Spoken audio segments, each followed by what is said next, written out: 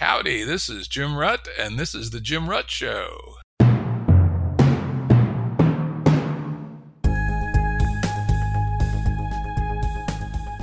Listeners have asked us to provide pointers to some of the resources we talk about on the show. We now have links to books and articles referenced in recent podcasts that are available on our website. We also offer full transcripts. Go to jimruttshow.com. That's jimruttshow.com. Our guest today is Jared Janes of Jared Janes Consulting. Hey, Jim. Thanks for having me on. This is going to be fun. Yeah, it's kind of fun for us both to be on here together. According to your website, it says you spend your time learning, meditating, podcasting, and consulting. And, of course, last but not least, you are also the producer of The Jim Rutt Show. Yeah. It'll be fun to kind of turn the thing around. You edited most of the episodes. Yeah. Now you can be one. Yeah, this is going to be a weird edit later on. So I'm looking forward to it, though. Yeah, it's interesting. I don't know. I'm not sure I could tolerate editing my own voice. I guess I did do it once. I did edit one episode of the show just to see how it was done. And I decided never again, not if I can avoid it. But I asked you onto the show, not for, your relationship to the show, but because we had an interesting discussion on Twitter. As people who listen to the show know, and particularly people who listen to me on other people's podcasts, I'm known to go off on a rant whenever the S word is used. Spirituality. Anyway, we got into it on that topic once on Twitter, and so back and forth. And I thought we at least started to approach some sort of almost agreement. Mm-hmm. I thought it might be worth, to some degree, redoing that discussion and then expanding it and see where it leads. Yeah, that sounds great. Yeah, I mean, it was a good discussion. It really was. It was lively. And since then, based on your suggestion and others, I've been probing more into the area. You suggested I read Sam Harris's Waking Up, which I did. And somebody else, it might well have been Jason Snyder, suggested The Science of Enlightenment by St. Young, which I'm about halfway through. So, yeah, let's get down to it. Let's do it. Let me start why I cringe or worse, or start fuming when I hear the word spirituality. The problem to me is the essence of what that word is often used for. In fact, the more I've read and the more I've listened, the more I've talked to people like yourself and others, I can come up to a version of which that word points to, which isn't too offensive. In fact, is actually good. But why in the world do we have to include the word spirit in it? To my mind, it appeals to Cartesian dualism, i.e. the idea that mind and body are two completely separate kinds of material and are not related in the real world. Mm-hmm. It brings up to my mind, at least, ghosts and spooks and, angels and demons and all various kinds of spirits. And that may just be an overreaction to my youthful Catholicism, which I defiantly rejected when I was 11. But that's what that word brings up for me. Yeah, I mean, actually, I can sympathize a lot because I've been in the exact same place. So I grew up in a kind of like hardline secular upbringing, so it wasn't even around the church. And yeah, the religion or spirituality were no-goes for me for my first 26 years or something like that. And even when I started to meditate, it was, secular mindfulness was the attractor point. I wanted to become the most optimal body mind as possible. And so it was very much a self-improvement project. But then kind of waded my way into some of the deeper waters. And now, for whatever reason, to describe the character of some of the subjective experiences that I found along the contemplative, spiritual, mystical path, whatever it is, they really lend themselves to religious language that, if taken from an objective standpoint, is obviously absurd. But yeah, I think the one thing to keep in mind is when it's being used correctly and not being applied to areas that it shouldn't be, it's primarily a subjective exploration. And there is, unfortunately, this kind of intangible, non-material, internal kind of spirit to the practice that for whatever reason, that word is just so available and far more descriptive rather than using more scientific language, like saying that your default mode network or prefrontal cortex are dampened, and we could talk about these from a third person perspective, but it doesn't do a ton of value when we're actually talking about the practice. So yeah, I don't know. Maybe there's a good place to start. Yeah, that you hit probably right about on where the interesting seam is, which is the difference between the first person or subjective experience and the analytical or objective third person experience. Mm-hmm. And it's an interesting question how we integrate on one side or tease apart those two perspectives. Yeah. What's your thoughts on that? I mean, to what degree are they two aspects of the same thing, or are they two fundamentally different things? Yeah, well, and this is kind of the interesting thing, like you said in the beginning, that even the declaration of some sort of spirit to be in touch with does kind of immediately bring up this connotation of a dualistic perspective, saying that there's this other thing, other part of our experience that we should prioritize. And the strange thing is that early on in the practice, it really does feel like that. There is, it's trying to become acquainted with this certain subtle, nuanced, subjective experiences that feel completely separate from our everyday material reality when we're at work, when we're in a job interview, when we're going grocery shopping or something like that. But I think, while that early practice can have a lot of benefits, there can be some major milestones and shifts in perspective that start to unify those two perspectives. And this is what I would kind of, in a blanket phrase, point to as the juice of the practice, which is a more non-dual experience where subject-object distinctions and Cartesian dualism applied in many different aspects of our life starts to break down. So it's kind of a yes and no in the sense that dualism is kind of something that's there in the beginning, but if we go deep enough, it quickly dissolves, and that brings some very interesting impacts to our moment-to-moment experience as well. Maybe for the audience's sake, maybe you could describe, if you can remember, what some of those subtle kind of spiritual dualistic experiences might have been early on in your practice. Well, and maybe we could also state as kind of a bit of a distinction point here. I think that it's really common when we talk about contemplative or spiritual practices, and specifically spiritual or contemplative states, to emphasize the extremely extraordinary, almost magical elements of those states or those moments. And these same things come up with exploration in the psychedelic realm as well, and can be induced in things like sport. It's available in pretty much any aspects of our lives, but we tend to find it more in religious and high concentrated states. But I think it's important to separate two things here. There are the states, and those are interesting and powerful and often can be big motivations to continue down the path. But what I see as the real kind of rubber hits the road is more of a trait conversion. And this is very subtle in the sense that it's just, now when I'm in that job interview, it feels like a sacred space or something, for the lack of, or enchanted, or, one of these words that is problematic on many different levels. And so, and really, while in the beginning, the states can be very motivating and fascinating, in the long run, it's these character shifts that are kind of lasting and durable and very profound in shifts in how we see things. Do you want me to go into I could talk about some of the heightened states I've had that were interesting, I suppose. Yeah, that'd be great. And then I'll share some of my own. Cool. So I did quite a few different practices, and depending on the type of practices you're doing, the type of experiences can be drastically different. One of the first ones that comes to mind was actually an experience of pain. So speaking of Shinzen Young, as you mentioned, he has this really great equation that I think is really foundational to understanding what is happening to the psyche as we go on this contemplative journey. And that is defining suffering as pain times resistance. So it's a multiplicative equals the suffering component. And the problem here is that by default in everyday life, we can't really make a distinction between the resistance to the pain and the pain itself. And you can have these experiences in meditation from time to time where the resistance component of the suffering drops out pretty drastically or in a very clear and concise way. And so one time I was on a weekend solo retreat and meditating, 8 or 9 hours a day. And as you can imagine, I was having some pretty extreme back pain. And, I'd been sitting for like an hour or so, and I could tell it was about an hour or so. And all of a sudden, the back pain was just screaming, like it was excruciating. I was like, maybe I'm just going to call it. I can't make it the full hour and a half, whatever it was.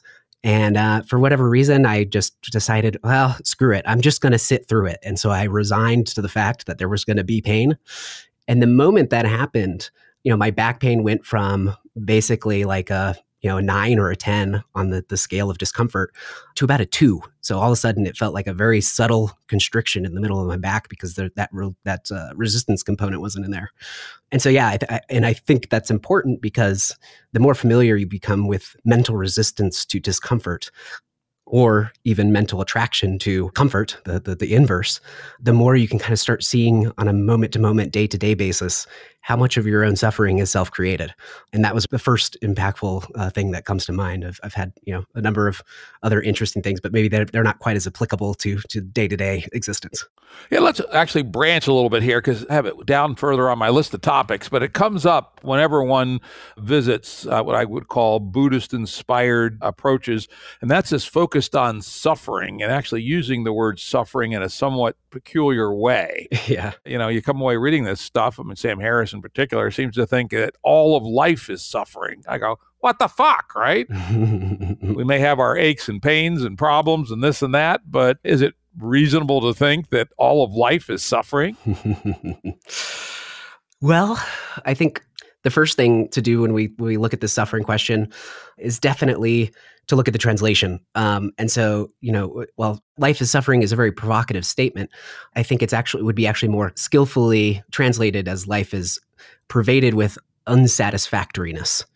And the real rub is that this subtle unsatisfactoriness, which every human experiences from a certain degree in the sense that we pursue goals and the hopes of being able to achieve them and possibly get to a place where circumstances are right and we've kind of arrived. And sometimes we can tell ourselves these stories about, oh, it's all about the journey.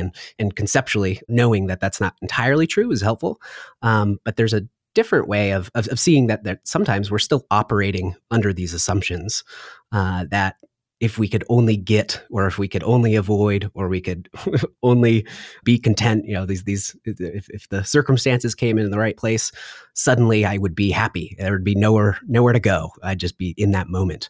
And so I think that's a far better description. And the interesting thing too is that this unsatisfactoriness is very pervasive and it's very subtle. It's very it's not really pronounced. And if it's always been there, it's not really going to draw much of our attention. One of the things that I can think of actually as a slight digression is the simple fact that when I was growing up, I was diagnosed with cystic fibrosis when I was born. This is a genetic condition.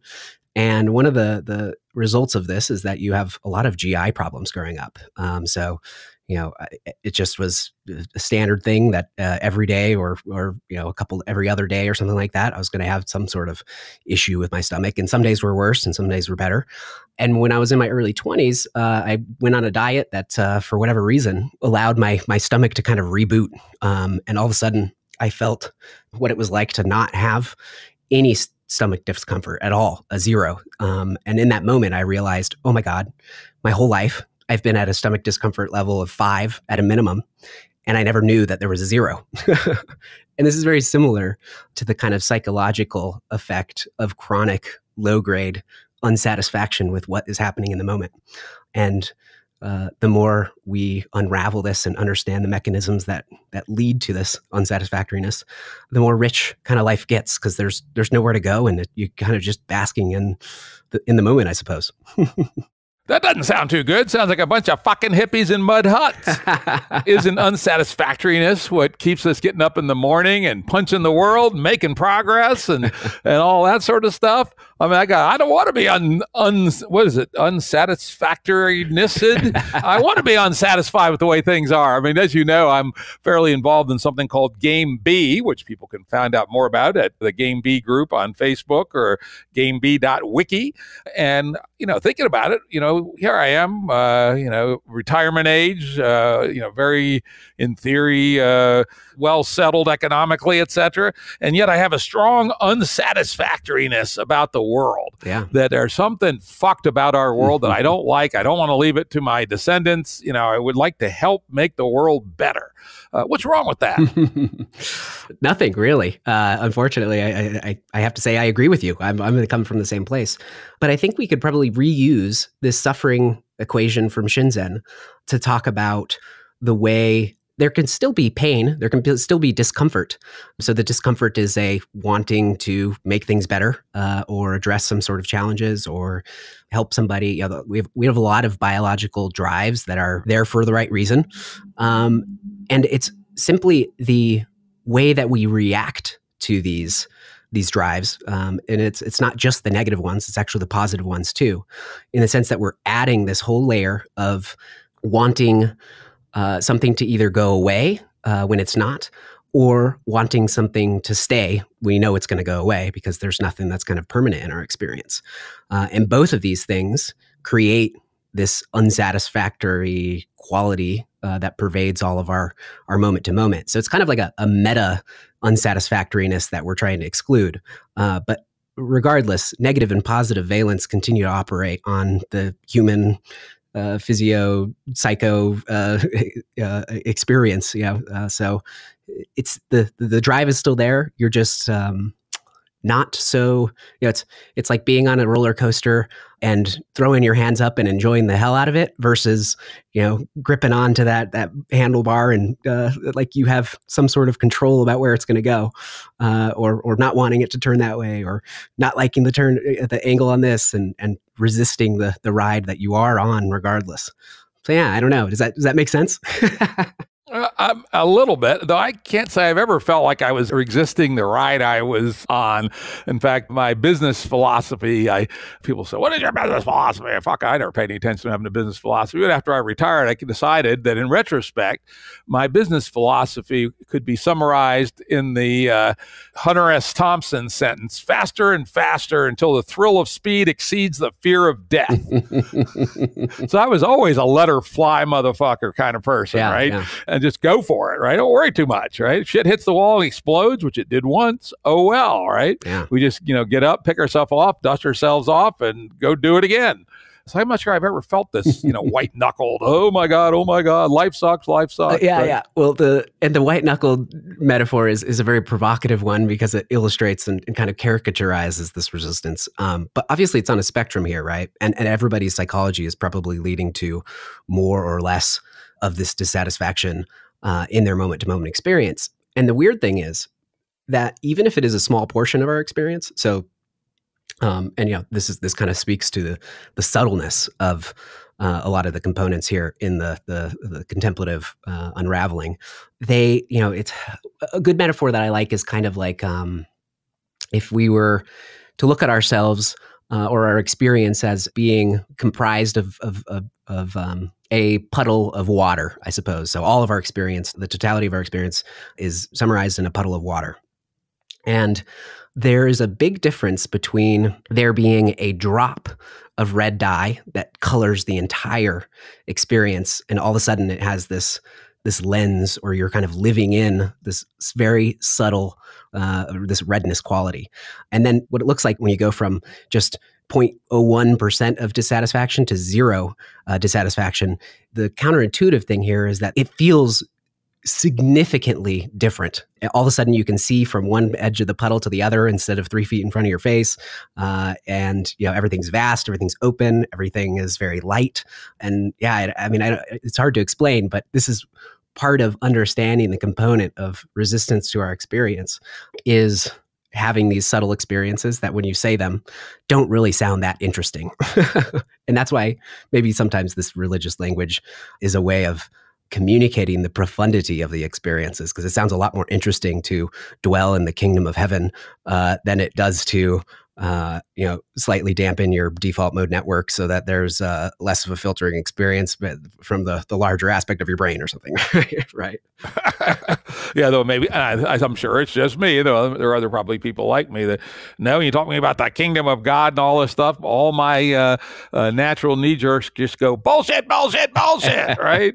We've had a world plagued by these religions, as far back as anybody could find. It seems like we seem to have a weakness for it, right? Mm-hmm. Even Sam Harris says, you walk into the aisles of any spiritual bookstore and you're confronted with the yearnings and credulity of our species by the yard. Mm-hmm. You've been into the spiritual section of a bookstore. You go, holy shit, right? Sleeping under pyramids, astrology, regressing to past lives. Probably this day and age, probably some flat Earth stuff in there.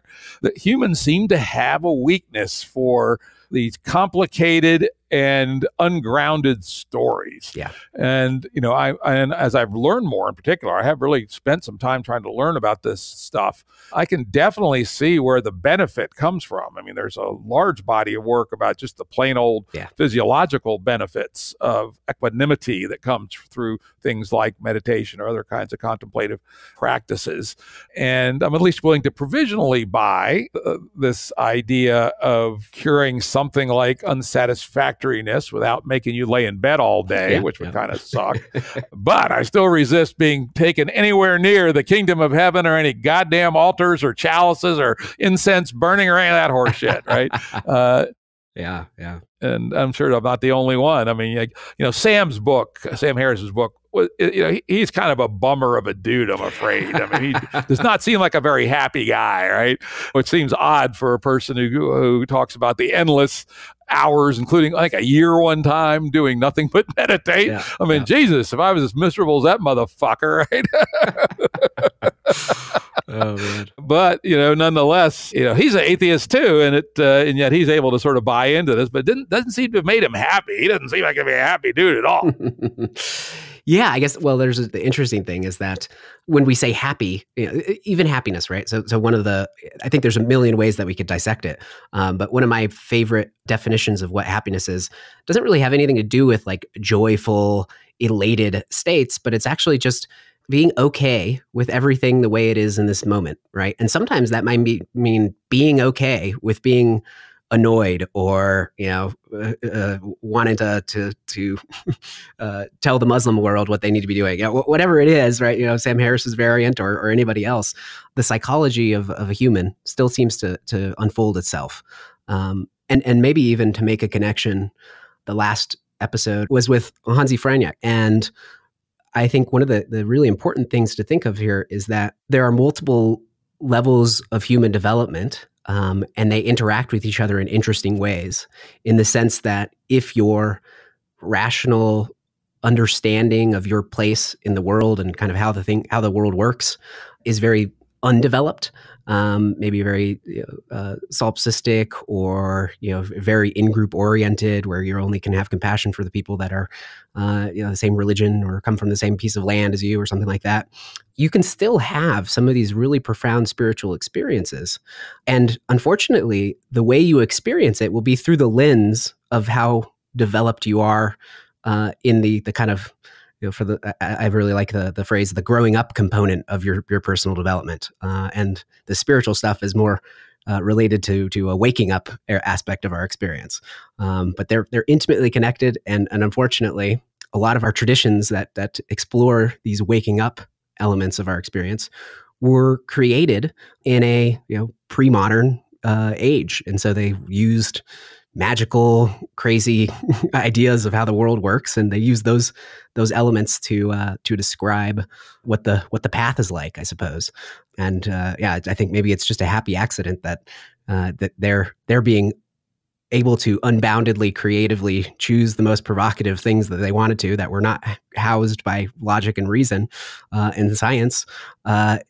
It still somewhat is there's still value in the sense that it could be easier to point out parts of our experience that are profound using some of the religious language still. If I'm using it, it's always from a very critical lens. In the one way, it's complete bullshit, and in another way, it's it's far more true of what my experience is actually like at this moment.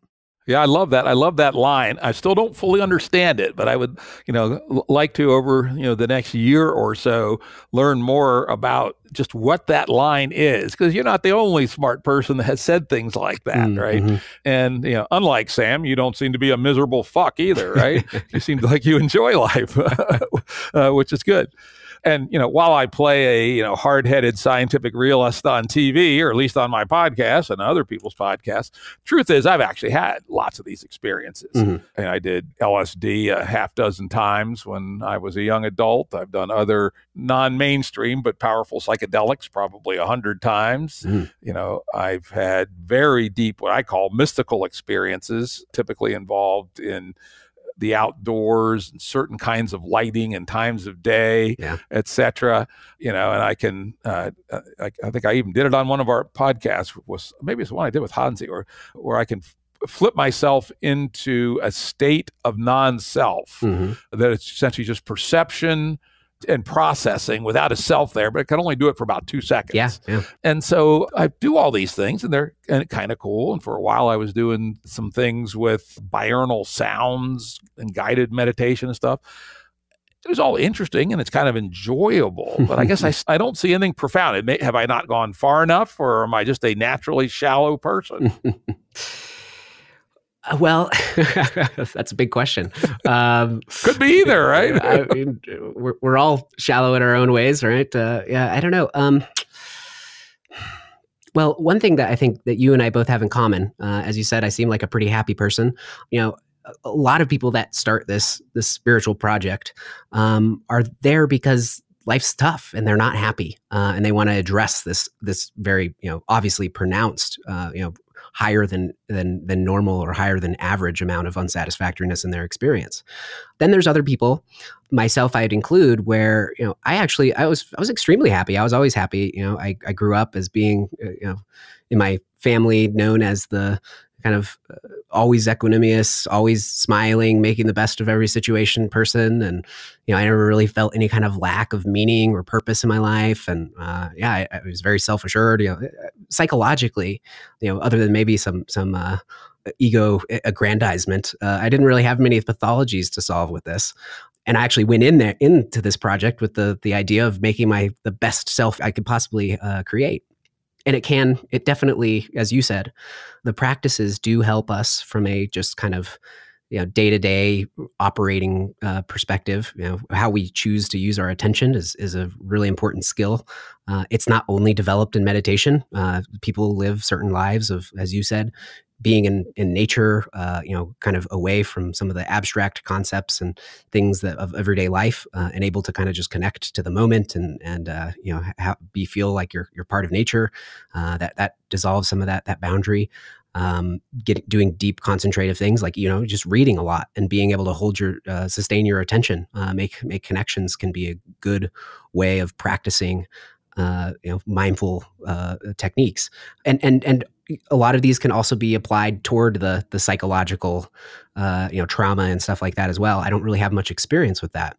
But there's a number of ways that it enhances our experience in a very real way. I guess the best way that I can think of, I think you've mentioned before, the stories we tell about our experience is largely confabulated by the mind. There's a lot of psychological experiments that put people in situations where they're being subtly or subconsciously motivated to do something, and then they ask the person why, and they've come up with some story that's somewhat self-coherent, but not ultimately true in any real way, because they don't have access to, or not access to, but visibility of all of the machinery that's leading to decisions and things like that. And one of the things that comes up as you continue to go down this path is understanding the intentions that are arising in your moment-to-moment experience that lead to you doing something.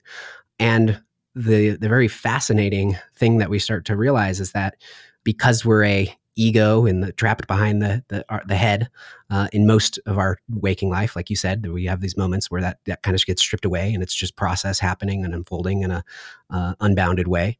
But when we're constricted into this agent who's separate from his environment, trying to get what he or she wants, it can be frustrating. And all of our decisions are self-oriented. It's like, what do I need to be happy in this situation? And the more you start to realize how prevalent this is in our moment-to-moment experience, and this is deeply connected to that unsatisfactoriness, what can I get from my environment that I don't have? The more you realize that it's you're working less in harmony with others. And so this is maybe something that I've said that was kind of provocative on the Game B topic on Twitter, where I said, without sufficiently deconstructing the ego, collectivist action is going to be really hard to solve because everybody's acting selfishly. And the rub is we don't know that we're acting selfishly. So we have to kind of put ourselves in those spaces where self-other distinctions start to dissolve in order to be acting from a place of working toward a common group goal. And maybe that'll be one example of very tactical stuff, and that's connected directly to some of the Game B discussion that we have as well these days. Yeah, and as you know, in my recent essay, A Journey to Game B, I laid out a couple of good-sized sections on psychotechnologies for exactly that reason. I would say I'm less sure of exactly what and exactly how, but it does seem to me that contemplative practices, psychedelics, neurofeedback, who knows what all, neurostimulation even, who knows, may allow us to operate better together as coherent groups and cohesive groups than we do in our current kind of toxic society. Let me go back on a couple other things that you talked about in passing. One is indeed my favorite topic of the confabulator. This is a really, to my mind, hugely important topic and maybe more central to our actual human way of being than we'd like to know. The earliest good work on the confabulator comes from the split brain experiments of Michael Gazzaniga and his mentor, I forget his name right off the top of my head, where the corpus callosum, the big giant fiber that connects the right and left hemisphere of the brain, were severed, and then images were presented that only one half of the brain could see, typically the right brain, which does not usually have much language capability. And people would make up these unbelievable stories to explain what they had seen and make up stories that somehow the thing that they had seen but didn't see, gets embedded into a story, etc. And Gazzaniga and his people he worked with called this confabulation. A recent book I read goes further and in an amazing way. And, I'm going to read this book again, and then I'm going to have the author on the podcast. And the book's called The Mind is Flat, and the author is Nick Chater, Chater. He takes the really radical perspective that we are nothing but a series of memories which can be searched in parallel, and then a confabulator which tries to make the best sense out of them that it can in a story that it tells to ourselves. Yeah. I think it is a largely true description of what is happening in human cognition. And so this is where maybe that spirit word comes in. The interesting thing is that our experience is also pervaded by non-conceptual stuff. So we have our feelings and emotions and understanding what it means to be a body that has all these different sensory organs that are constantly taking a bunch of information from our experience as well. And yes, that's being incorporated directly with the mind process. What's interesting is that so many of the practices that we're doing is actually aimed at looking in between the thoughts and the stories, or deconstructing the thoughts and the stories and seeing how they're kind of, where they're coming from, and seeing that they're confabulations.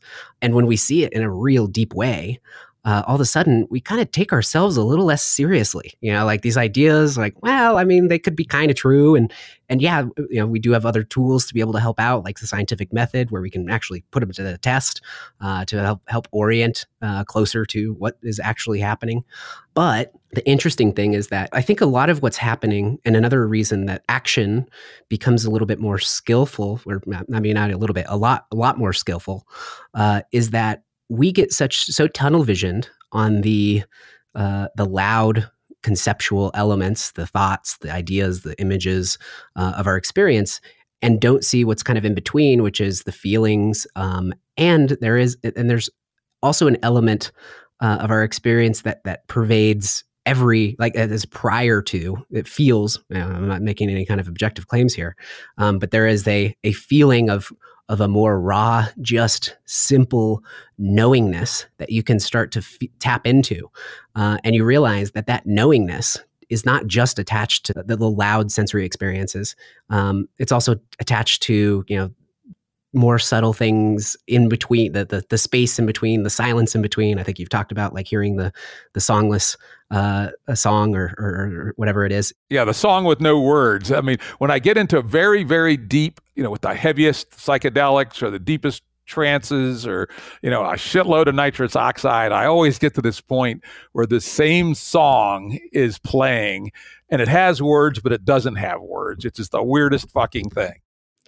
Yeah. I mean, and that's the weird thing, right? We have this, these very subtle elements of our experience that just are never present in our moment-to-moment experience. And I think this is what a lot of those major trait shifts, like they talk about kind of hitting certain milestones where all of a sudden your perspective is completely shifted. It can be not through effort, but just implicitly running in the background where you kind of have a broader awareness of the context of your thoughts and feelings and everything like that. It kind of expands the available information to cohesively make decisions. And I think this is what it feels like, at least. And it points to a lot of the discussions about meaningfulness, how to navigate toward the meaningful elements of our experience. It requires us to be available to all of our senses and everything that's going on. And if we could constrict it into, one small chain, maybe an idea or a thought of, or a string of words and images strewn together, if while that is going on, we can also be in touch with our emotional experience and maybe the emotional experience of others around us, because we're social humans. If we're aware of it, we sense into other people's reactions as well. All of a sudden, there's this like larger coherence that can arise instead of being localized into just one tiny element of our experience. And that constriction comes from having agendas about things being different than what they should be, like even if it's already there. So like one of the great and simple definitions of this big word enlightenment that I like is simply the complete cooperation with the inevitable. What has happened, and you're only looking forward as opposed to being stuck on the things that you wish were different. And so, yeah, but I don't know, for whatever that's worth, that's pulling a number of threads together and seeing if they work for you. The last part I like a lot. I mean, people who've worked with me and known with me, that is very, very similar to the advice my cheap 5 cents worth of psychological advice is fuck the past. That's why they call it the past, right? That's basically the Ruddian psychotherapy, which I can give to anybody for a nickel, right? Why the hell do we get so wrapped up in the past? Can't do anything about it. All kinds of fucked up things have happened to all of us, right? Mm-hmm. And not a goddamn thing we can do about it. Let's focus on moving forward. But I want to hit a couple other things first. Let's retouch on that. But, just some science touch points. One that speaks to the sense that, our actions are more ineffable than we likely know. The work of Benjamin Libet, the famous Libet experiments, which show reasonably convincingly, and as far as I know, they've not been refuted. Anybody knows a refutation of Libet, let me know. But it appears we make a decision, like to move our hand to pick up a glass of water, before we're consciously aware of it. So that our consciousness is essentially the movie of, rather than the mechanism by which the decisions are actually made. And the other one, and this is a book I've recommended I don't know how many times, I'm going to do it again. It's by Antonio Damasio, and it's called The Feeling of What Happens, Body and Emotion in the Making of Consciousness. He's a clinical psychologist, and he goes into some of his cases of people who have certain kinds of prefrontal cortex injuries where the emotional signal doesn't get to the decision making at all. And they literally would starve to death because they couldn't decide what to have for breakfast. Yeah. At the end of the day, most of our decisions are not actually analytically derived by some Aristotelian logic or some such. Yeah. We got them sort of roughly framed up, and then emotion tips the hand for us, right? That's what's really going on. And I think both Libet and Damasio are very strong support for that perspective. Let me also jump back to something that you talked about that caused my ears to really prick up. And if true, this would be cool and maybe a good way to rebrand all this stuff. Could one say that becoming an expert at meditative contemplative practice is basically learning how to hack the confabulator? Mm-hmm. Yeah, I mean, this is the weird thing, right? Like to understand the machine, if you understand how it's being made, it gives you some influence on when it's being constructed in the future, just because there's an awareness of it. It's kind of the difference between being a UI designer who's putting together the different elements for a website, but then there's also this underlying source code that is actually the thing that's creating the images and the interaction that you're having with the screen. And so a lot of, that confabulator is kind of the process of understanding the source code of our mind, the fundamental components. The better you understand the system, the easier it is for it to work in harmony, I suppose. I don't know. It's a weird thing here, as you say. It's like you're not driving, but your action is dependent on how much information, how much bandwidth you're getting in your moment-to-moment experience.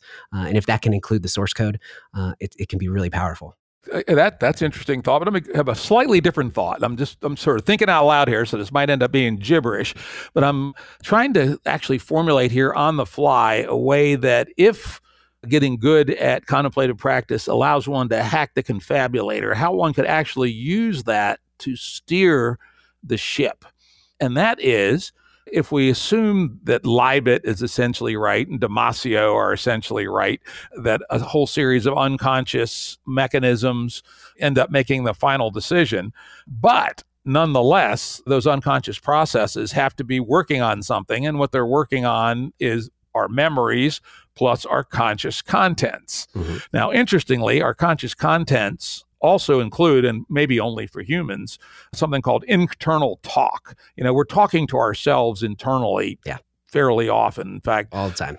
Maybe not all the time. Maybe not when we're actively engaged in a hardcore activity, the action mode network. But when we're in the default mode network, we're certainly talking to ourselves a lot.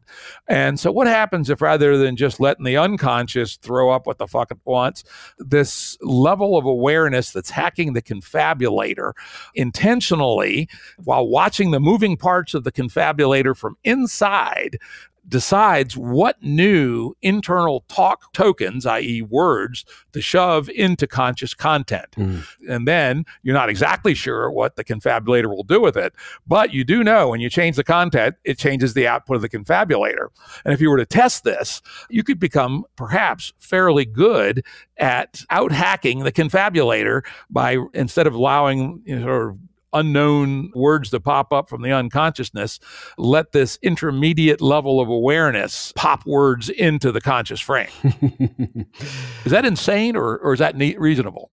It's reasonable, but again, the paradoxical element here is that something similar to that process does happen. The wider you open your moment-to-moment experience and less hyper-focused and tunnel visioned we get on certain elements of it, it allows for these disparate connections and awareness of the thoughts. Most of the time, we're not aware of the vast majority of the thoughts that come up. They kind of just go under the radar, and we're very subtly aware of them or something like that. A lot of my early meditation was like just watching thoughts, and they're weird. They just spontaneously pop out of nothing, and and if you get focused on one of them, all of a sudden they start building on each other. But a lot of times they just come out of nowhere, and you're just watching them pop up. But anyways, so if you're opening the playing field for all of the potential thoughts to arise, it gives you a far better measure of what to do. But here's the interesting thing, especially when we're talking about thought. The thoughts are a conceptuality, mind conceptuality, images and words. They are, and sounds, as we're covering, mentally generated content. They're a very important part of how we're navigating the world. But the interesting thing is that the more you become aware of your embodied experience, a lot of people would say emotional or intuitive, you start to realize that the body is far more informed to actually make decisions. even though the mental content is kind of triggering those emotional reactions of go toward it or go away from it. And here's the other interesting thing. I think this is why it's still important, because if we're saying that we're not in control of any of our thoughts, then why the hell do we read in philosophy or doing science, right? We don't have control over any of it. But the thing is that the more conceptuality we feed ourselves, it actually permeates our psychology and burrows its way deep in.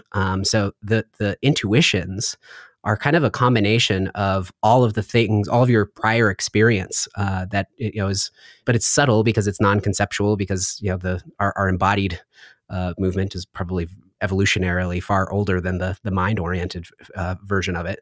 And so you kind of have to have these two modes working together to optimally move through your experience. And it creates this place where, this is where sometimes the word, that has a lot of baggage with it is weird. It requires sometimes that there's a faith in your intuition, and you have no idea why. And you know that any story that comes up, any confabulation of why it is that you're doing what you're doing, is not really true. Even though we can't always say that, there are truths in all of our experience, but our mental content is far less true than we assume. And when we're in this subject-object dualistic default human mode, we give most of our attention to the thoughts and the memories, and less to the actual embodied sensorial experience of what's happening in that moment. And if we want to tune into the flow of things, this is why we call it flow when you're in playing the sports or something like that, or having a great conversation. It's an embodied thing. It's felt. It's not a thought process.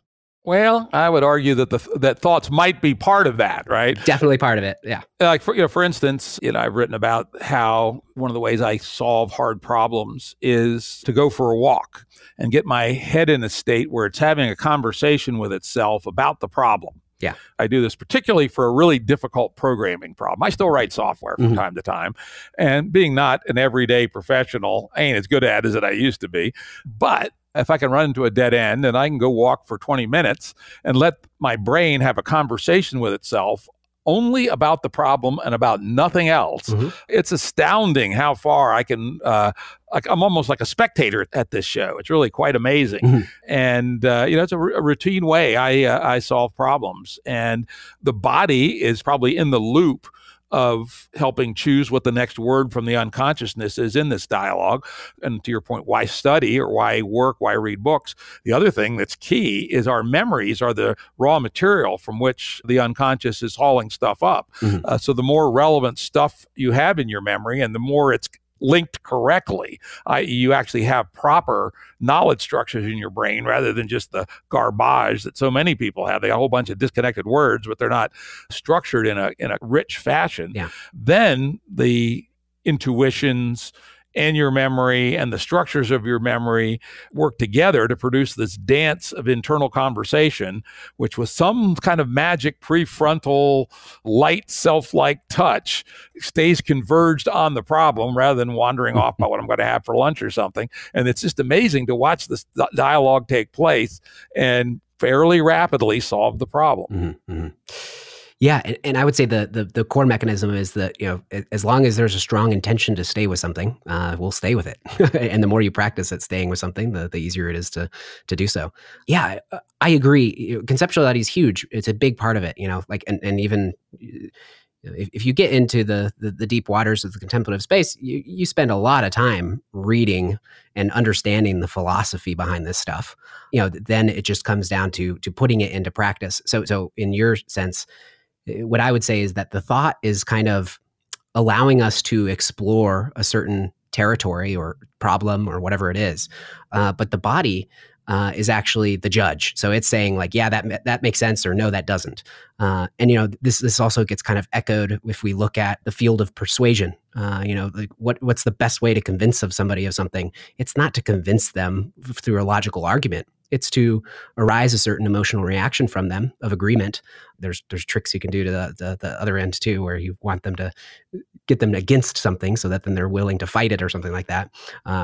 We might be saying a lot about some of our geopolitics right now. But yeah, the emotion, the body, the feelings are kind of they're the vehicle. And while they might be driving based on what the mind is serving, and what the mind is, and the other big thing here is, as you say, the body's intuitions is informed by previous mind content. So they are intimately connected. But yeah, I would say when I'm going on a hard problem and thinking about it left and right, I then realize that once it's actually time to make a decision and put it in action, I need to stop thinking about it and just feel into the experience. This interview would be a perfect example. I thought about a lot of ways that this could go, but I consciously, as soon as I went in here, set the intention of having no agenda of where it heads, and leaving myself kind of open to the winds. And you obviously are bringing a bunch of structure to this too, so I can kind of draft off of your conceptual winds, I suppose. Yeah, I'm a windy motherfucker, no doubt about that. We're probably at a fairly similar place. We may think about it slightly differently. And that, I see this internal talk mediated by unconscious emotional states, which are coming from the body, and possibly also loops from the conscious state and the conscious contents. It's just a very complicated, multidimensional dance. Yeah. And I don't necessarily say anybody's in control. As Damasio say, you can't take any part out of it and have it still work. If you didn't have your conscious contents, it wouldn't work, or at least would be no better than a chimp, right? Actually, it wouldn't even be as good as a chimp. So you got to have them all. Let's move on now. We're God damn, we're having a good time. Go ahead. Yeah, let me add something there too, to put a little bit of meat on this bones of, the rub, the reason that it's so terrifying to think that we're not in control, even though we feel like we're in control, is because you're like, oh my God, this thing that's completely inaccessible to me is it's happening in the moment, and I'm kind of victim to thinking that I'm the agent in the situation. And when we have a lot of evidence to point to the fact that actually it's just kind of processes unfolding, and the little story that's coming up from the tiny element of your brain is just confabulating things. This actually speaks to the most profound experience that I had, which I guess Sam would categorize this as a no self experience, is where after being on retreat, I came back the next day and not while sitting. This is another thing that some people think, is that all of your spiritual unfolding has to happen while you're sitting on the cushion. But I was just kind of hanging out the next day. I had been at my house and mulling over some of the concepts that came up about the self on this retreat, and spontaneously just dropped into this space where all of a sudden all of those mechanisms, the confabulator, was suddenly exposed to me. It was like knowing I was a puppet, to instantly going to being able to feel the strings as they were being pulled. And that was profound, and all of a sudden there is no agent, there's just processes unfolding. And, it was such a profound experience, and it happened while I was, just walking around, that it lasted for a few weeks. And it was, but that was really when, I had been already meditating for 3 or 4 years, but that was when my real practice started. So yeah, just a fun little kind of correlation here. I was just saying, yes, the confabulator is real and it can be seen. Yeah, that's to my point that I'm going to think some more about this. How does one use these methods to get inside the confabulator, deconstruct it, and hack it to make it do one's bidding? Interesting. Well, unfortunately, the answer is you got to get out of the way. Yeah, but now, which is now the transition to the next big topic, which you just set up perfectly, is suffering is something these guys talk about a lot, but they talk at least as much about self, right? And what is self, right? And they have somewhat different perspectives, though they all come back at some level to some degree of qualification to say life is an illusion. Yeah. Yeah, we could approach this a bunch of different ways. I mean, one of the first things to say, I think, is that, again, translations, especially a lot of this language has come from a Buddhist context, which is Eastern, and Tibetan is a very different language. And before that, Sanskrit and other ancient languages, kind of were the source material for all this stuff. And we're translating it over to English. And I think there's a lot lost in that process. And a lot of people spend their whole careers trying to do some work to iron out some of these things. And so one way of thinking of the self is that it's your personality. It's like who you are, the unique expression of personality, human psychology that you have. And I think that still exists. That still runs. That exists. The problem, though, is that our confabulator, and this is on a moment-to-moment experience, as we make stories up about our psychology, well, I like this and I don't like this, and I have this strength and I hate this thing, and I love this one, and this person's an asshole, whatever it is. We believe those stories like they're true, that we don't think they're confabulations. And so all of a sudden we start drawing this picture of this person, this Jared. Here's all of his preferences and here's all the things. But what's happening as we start to see the process at that confabulation as it's arising, and we become aware of it and like notice the source code of it, we start to see that it's a confabulation. It's a approximation. And if we really understand it, we realize that psychology is constantly changing. And if it's constantly changing, then it's not a thing that we can orient toward. And the other element here is that not only do we believe this idea of some sort of static self or ideal self, and probably a lot of this comes from our kind of Judeo-Christian Western perspective. And then there's a physiological correlation in the sense that there's this sensation or feeling that we have locality in our experience. Like I'm behind my eyes. In some cultures it's different. It's behind their, it's their heart. They see it as the center of the self. But for whatever reason, the confabulator says, okay, here's a solid story. This is who we are. Where are we located in this situation? And it puts us in a place. And so breaking it requires us to both look at the stories, deconstruct them, and understand that there's gaps and they conflict with each other and none of them are permanent. And when you do that, then there's no kind of lasting, aspect of of who we are. And then often when we have these insights, it can release that feeling of having a certain location in our experience. And all of a sudden we realize that everything that we're experiencing right now is confabulated. So it's in some sense not true, right? Not ultimately true. But if it's not true in the sense that you're separate, really that's what we're talking about here, is the truth of being separate from the world.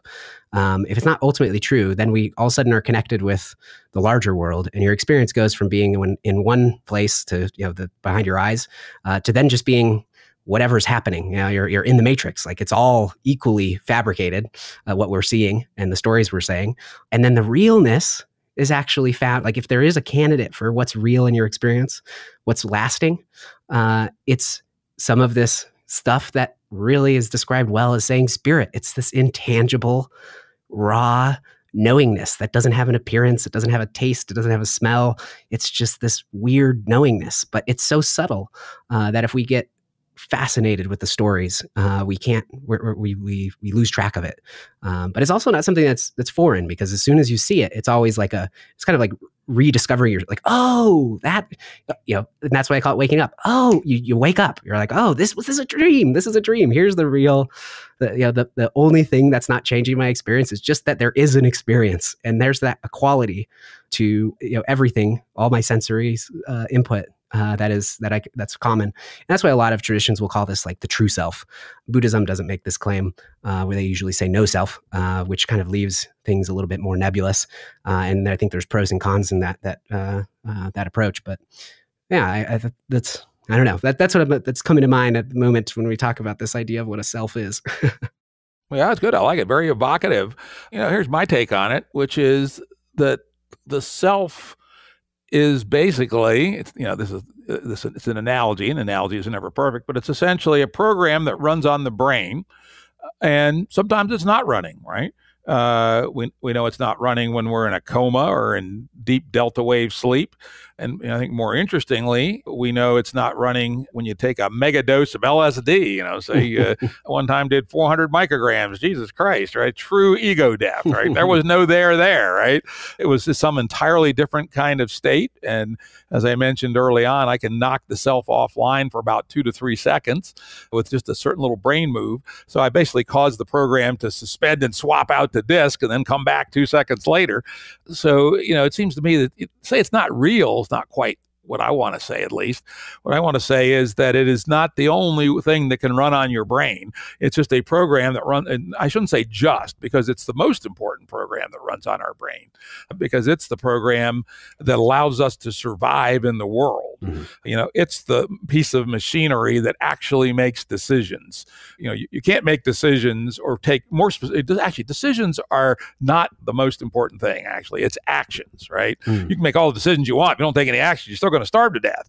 And so when I think about what is it that conscious cognition is actually for, it's to essentially connect perception to memory to processing, and then optionally, from time to time, trigger an affordance on one of the conscious contents. Mm. And, that could be as simple as walk away or approach, move to the left or the right, pick it up and use it as a hammer, etc. And to do all those things requires that the self program be running. Yeah, to a large degree, yeah. And to my point, it's not like you stop being a human if we're in these altered states. And in some ways, you almost feel more human. Like it's like this weird paradox of like talk to people who have had heightened states, whether it's psychedelic people or extreme athletes or something like that. And in one breath, they'll say, "Well, that's when I feel the most like myself." And then in another breath, they'll say, "Well, there's no self there. It's just everything's just kind of happening. Nobody's in charge." So it is this kind of strange paradox. I think... Yeah, that's kind of the flow self, right? Or flow. And the question is flow to my mind, I've been in some crazy flow states on a few occasions. I can tell you some stories, the shit I did when I was in these states. It's amazing.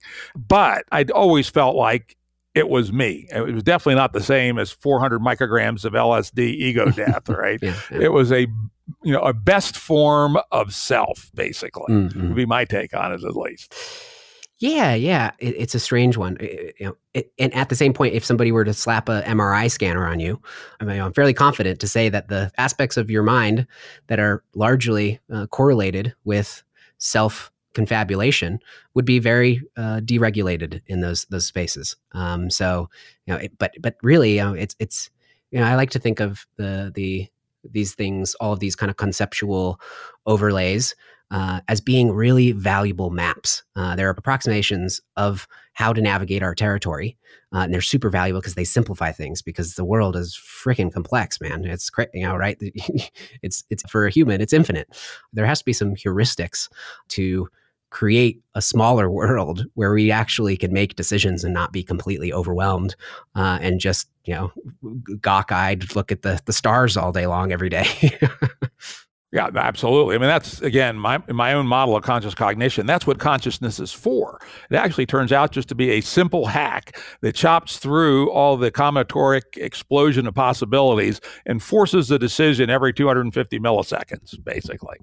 And it's not always right by any means, right? And those of us who have lived a life know we make mistakes each and every day, but not making a decision every 250 milliseconds, even if it's only what to pay attention to next, you're never going to succeed. Exactly.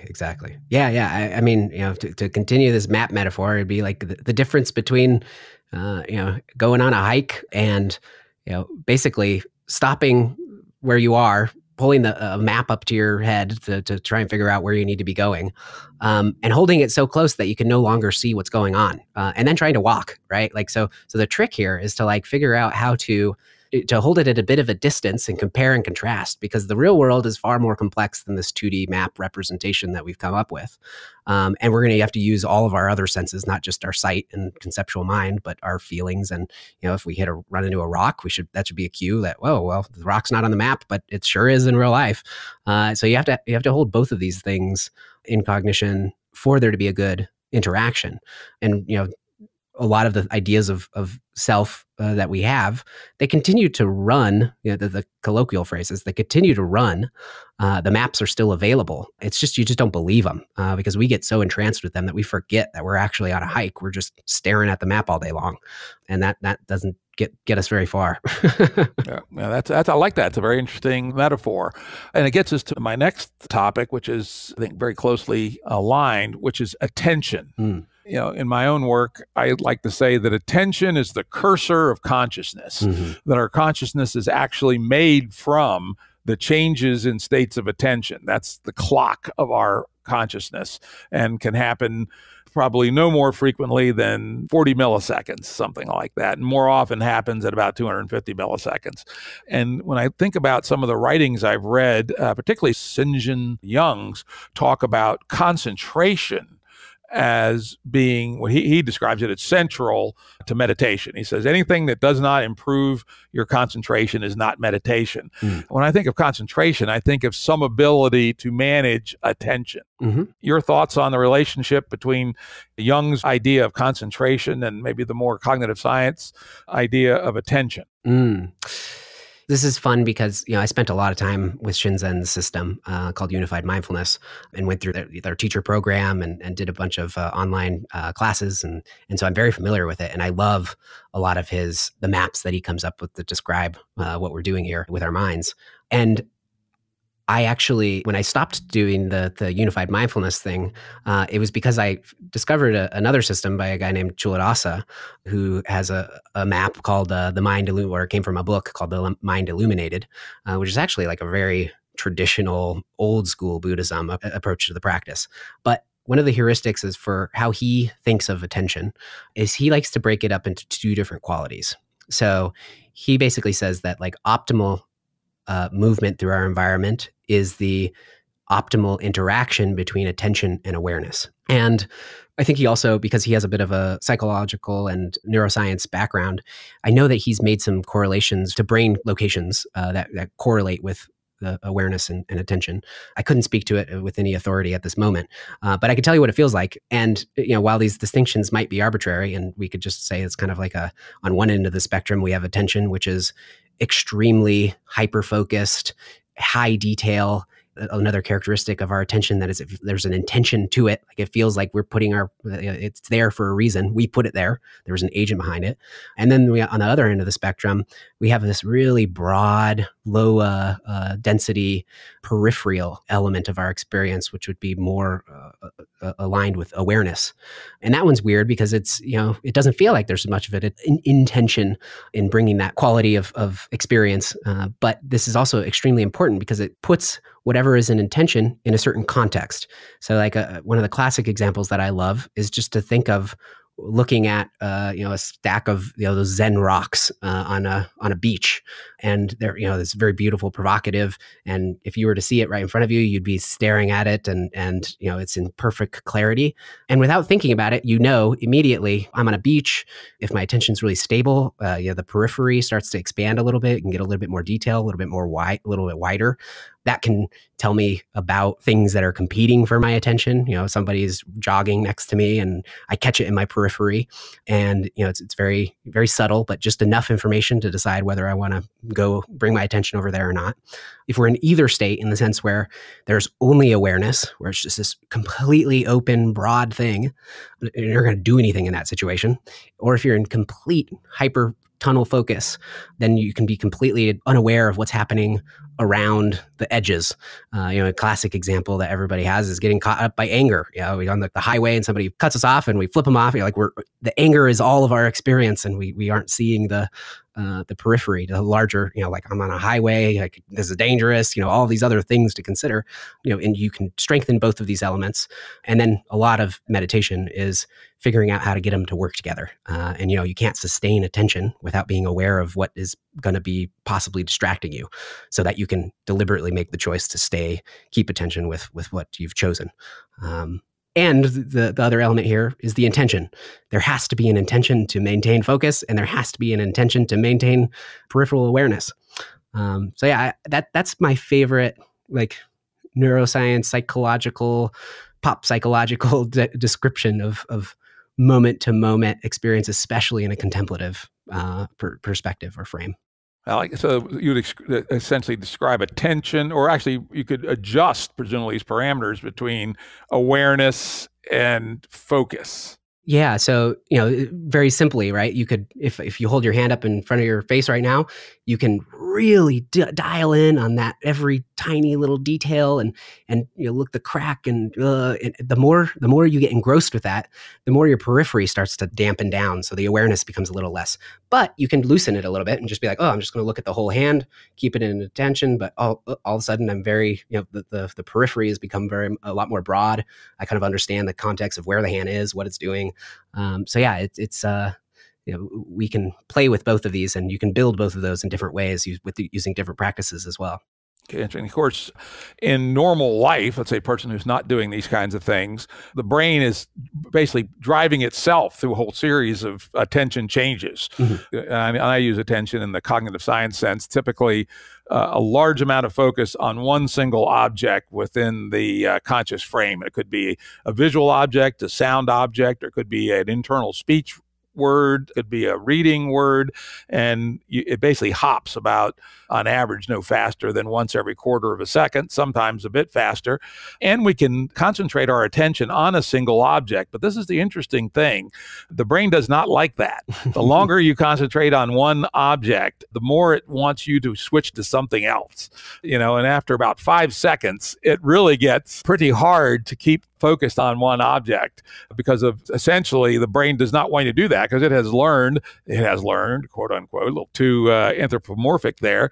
Through evolution, it has been tuned such that changing attention, no more than once every 5 seconds is probably good in terms of being adaptive, i.e. being able to survive to the point you have children. Yeah. Well, and I think that this brings up a really interesting evolutionary argument in the perspective of, if we're looking at, the 200,000 years of tribal life that led up to modern society, you can quickly see that life would be a lot slower. And there would be a lot of deliberate tasks and not a lot of other things demanding our attention.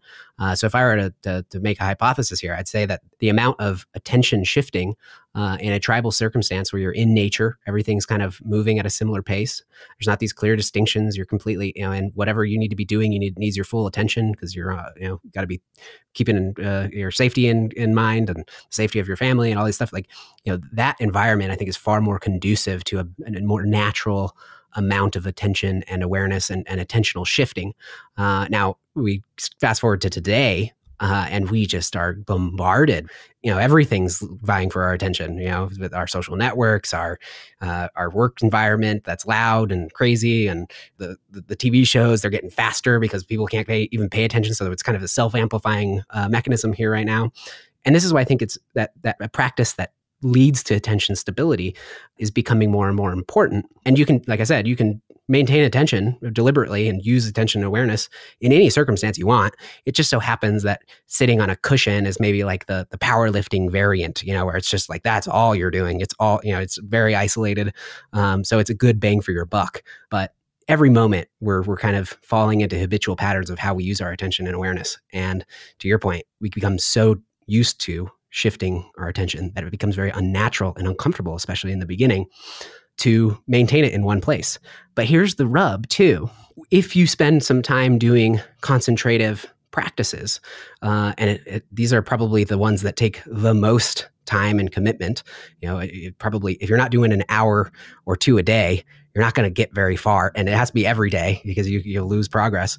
You're not going to get very far in the concentration realm, because life's not very conducive to it. But the interesting thing is that once the mind starts to get settled and comfortable with being completely focused on one area, it actually is very pleasurable. And depending on how distracted we are, some people there's a bunch of types of reactions to the concentrated mind that happen to arise, but they go actually in a predictable order too. And it starts with like a very ecstatic joy. So all of a sudden your mind has decided it's staying where it is and it's not going anywhere. It can release these extreme bouts of joy. Your skin feels like it's bursting, it's hot, it's vibrating or something like that. And then if that can stabilize, if you stay concentrated, you can move into a little bit more of a tranquil, pleasant sensation. If you can stay with that a little bit, things start to get a little more subtle. And it's just kind of equanimity. And eventually you can get to the place, where you kind of bottom out, and there's just radical equanimity where everything is 100% perfect, and there's only a tiny thing in your, it's the sensation of your breath or a location in your experience, and that's all that's there, and everything has been dampened out. So it's actually, they can be very pleasurable, and a lot of people who do these practices get called, so these concentration practices often leading to these things called jhanas, these deep concentrative states. And it's kind of a fun little anecdote that a lot of people will talk about, how some people get so addicted to the pleasure that they call them jhana junkies, where all they're doing is sitting down and you're getting high concentrated states and blissing out. So yeah, it seems dangerous to me. As I wrote my essay, I've seen this. I've seen where people get pulled away from the work of the world and essentially become navel gazers, right? And there is such positive feedback and probably strong dopamine signals to do it again, right? Mm-hmm. That people who get involved with these things should realize that they're like heroin. Heroin is very, very. They tell me, at least, I've smoked some opium a couple times, never done heroin, but I have heard from people who have done it that it is like the best thing ever, right? But you don't want to be doing the best thing ever all the time, because there's the work of the world. I mean, we're in the world to do the work of the world, at least I would say. And these other things are means to that end. And we need to be careful that they don't become ends rather than means. Yeah, that when the rubber hits the road, it's about being in the world. And there is an uncomfortable reality that in some senses, sometimes people have to dedicate good portions of their life or time to pursuing these states in isolation, not interacting that deeply with the world, at least, to kind of unravel their shit so that when they do engage in the world, they're not so self and other harming. They're not a hazard. The default human psychology, I'd argue, is kind of like a bull in the china shop. We're causing a lot of damage. So yeah, you have to hold both of these in kind of the same hand, and that's just one. A pleasure, getting attached to pleasure in your meditation practice. That's one of a million cul-de-sacs. There's all sorts of spiritual bypassing that people can fall trapped to. So I think it's really important to talk about how, in the end, this is about being in the world, affecting change, interacting with people. And there's a Zen phrase that's always fun, and it says, before enlightenment, you carry wood and gather water, and after enlightenment, you carry wood and gather water. Right? It's like, yeah, I don't mind that at all. Okay, so we've talked about a lot of the ways in which this is useful, right, and pleasurable, and now, and again, this is the area where I am still very resistant, and I think Sam Harris is too. I'd like to hear what your view is. Are there any metaphysical truths to be found here in these contemplative practices, or are they the confabulator firing shit up as we go into non-typical brain rhythms and networks? This is interesting. I do think it has a role. It's just we can't be fundamentalists about it, in the sense that to be non-dual is to realize that we're bodies and minds, right? They're like, to your point, this isn't a Cartesian separation. They're intimately intertwined and not separate whatsoever. And so if that holds true, then obviously there's got to be some part of this contemplative project that has some real world implications when it comes to the metaphysical and philosophical underpinnings of what's actually happening out there. Well, here's an interesting thing, right? So wisdom in a Buddhist context, it's kind of like an enlightened quality, in the sense like it's to act from wisdom is very renowned. And what wisdom is correlated to in the Buddhist teachings is actually something called emptiness. So it's no thingness, nothingness. And so I think that the value here, and this makes some connections to the postmodern shift as well, is understanding in our experience, if we can get so intimately familiar with our confabulator that is just making stories up, and some of them are more or less true and resonant with the larger world, the more we start to see that if they're all maps, none of the things that our mind can offer up are going to be ultimately true. They're all simplifications of what's actually happening. And that can be a terrifying perspective from an objective stance, because you're basically saying that all of our theories can't ultimately be proven, and for a large degree, physics and science progresses under the auspices or the intention that maybe we can actually find out what the source code of the world is. We can boil it down. We can really understand it. But when we realize that it's something that our mind is creating, it allows us to view it in a different way. And the cool thing about this here is that we can be flexible with our metaphysics, in the sense that we can see that each of them can have a valuable perspective or lens to apply in different situations. And we're not really that worried about them disagreeing with each other. They become far more about their utility and far less about their truth. well, not far less about their truth, but understanding that there's no ultimate answer, that our tiny little brains can somehow grasp the totality of the universe using our weird arbitrary distinctions, even though they're extremely helpful. And, the reason I brought up postmodernism, because postmodernism is kind of a very intellectual version of this deconstruction. It's doing these really deep dives to try and understand the limitations of our stories. So, yeah, I don't know. Maybe we could start there. Yeah, that's good. That's a good place to start. First, I would push back a little bit and say that, real scientists don't think that they're anywhere close to real ground truths, right? Yeah. Especially the top scientists, they know that 100%. that what everything we do is coarse-grained, simplified, and certainly wrong in the details, and perhaps wrong in the big picture, right? It hasn't been that long ago since, for instance, Einstein overturned Newtonism, right? Newtonian view of the world was so amazingly ingrained. You go back and read your Kant, right? You can't imagine Kant without Newton, right? And yet Einstein could turn that completely on its head. And then the even more radical craziness of quantum mechanics, right? So as Richard Feynman says, if anyone says they understand quantum mechanics, they're lying, right? Nobody understands quantum mechanics, and that's okay. And, and I would say the top scientists, accept that. On the other hand, and I think this is part ways with the New Agers, and I'm not sure with the Buddhists, I'm not sure, which is, I would say there is a reality out there, and that science is incrementally and iteratively and sometimes wrongly learning more and more and more and more about that real universe that's out there. And that, we can't just make shit up about the universe, and that's the difference between science and metaphysics. Metaphysics is the art of making shit up, right? And in fact, when I say metaphysics, I hear the word metaphysics, I reach for my pistol. That's about the kind of metaphysics, what I call metaphysical assertions, where people just assert things, right? That Yahweh is sitting in a cloud, or Zeus is throwing lightning bolts, or Thor causes thunder. That's just shit somebody made up. And even Aristotelian physics was frankly something somebody made up, Aristotle in this case, and it was just bullshit. He just made it up, and it was easily disproved. Weirdly, it took 2,000 years for somebody to do a half-an-hour experiment to disprove it, because we clearly have a bias towards these metaphysical assertions. And so I like to carefully piece apart that we have some things that we're learning about the universe that, while not exactly true, are getting truer, and they are consistent, and they're lawful. That's the important thing. At least they have been so far. It'd be really interesting to prove they aren't lawful, which would be interesting. But so far, we found them to be extremely lawful.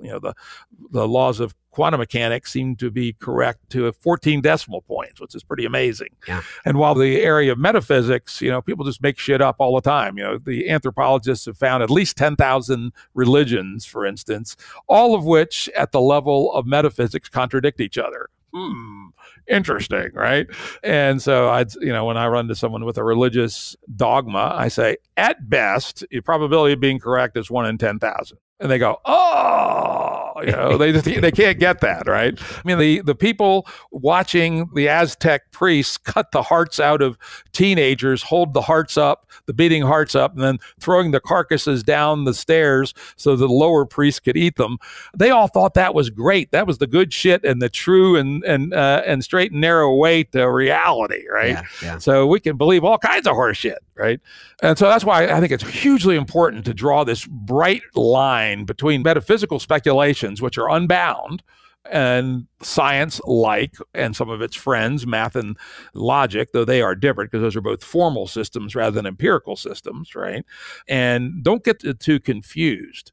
And I'm going to give you 2 examples. Just love to get your reaction to. One, I won't point at the serious meditative contemplative practice people, but the New Age versions of some come back amazingly often with what they call they merged with the universal consciousness, right? And I go, where's the evidence for this universal consciousness? What has it told you that you wouldn't know otherwise, right? And so far, I've never seen a single proof that there is a universal consciousness, but millions of people will claim that there are. The other one is from the fairly rigorous, not as rigorous as we'd like, DMT, drug studies, right? Where amazingly often people come back with these similar stories of little green men and, strange doings in some other dimension. And again, all right, Sounds like horseshit to me. And yet these are the kinds of things that we see coming repeatedly out of, these kinds of atypical mental experiences. Let me make a quick caveat too, because you mentioned that I can give the Buddhist perspective here. If there are any Buddhists listening, there's a good chance that I'm saying some things that are very wrong or heretical, and there's a million variants of Buddhism. So I'm definitely not a spokesman, and I actually would call myself just kind of Buddhish. I've learned a lot about it, but never taken vows or been part of a formal sangha or anything like that. So a bit of a visitor to the space, but yeah, I do enjoy its philosophy a lot. That being said, I think we're pointing to the same thing that we talked about in the beginning, right? Is that subjective experience and objective experience are two lenses to view our world. And while they are connected, they're not completely separate. They influence each other on a regular basis. If we get too over-invested in one of them, it excludes the other. So what I'm basically saying is that we should be non-dual in our subject-object distinctions. And if you don't know enough about science and rational understanding, then you'll make the mistake of thinking that the experiences that you're having are ultimately true. But I also think that the fascinating thing here is that when you view these from a highly developed rational understanding, you get a bit of a metaphysics, and that metaphysics is uncertainty, right? So the reason I said wisdom was empty is because in this distinction, wisdom is knowing that we know nothing. And when we do that, it frees us up to explore anywhere.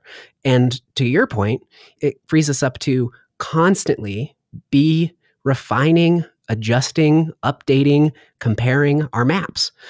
So we become, the intellectual pursuit or trying to understand our experience in some profound way is in one sense just a grandiose form of cartography. We're really interested in trying to figure out, approximations that are useful to us in everyday life.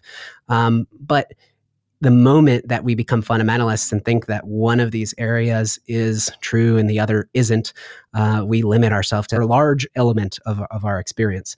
And the weird thing too is that if we can look at these subjective frames that might sound like they're making metaphysical claims as purely ways of describing subjective states and not being predictive completely of objective ones, it becomes more useful. But I think emptiness or no-thingness, in the sense that if everything is moving and everything is connected and interacting with each other, any distinction that we make is going to be inherently false. It'll be wrong the moment we draw it, because things are always changing.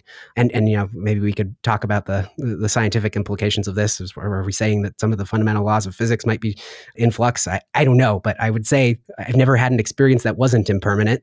So it would follow suit that maybe we could use that as a lens for a certain exploration of objective science, and maybe we could learn something there.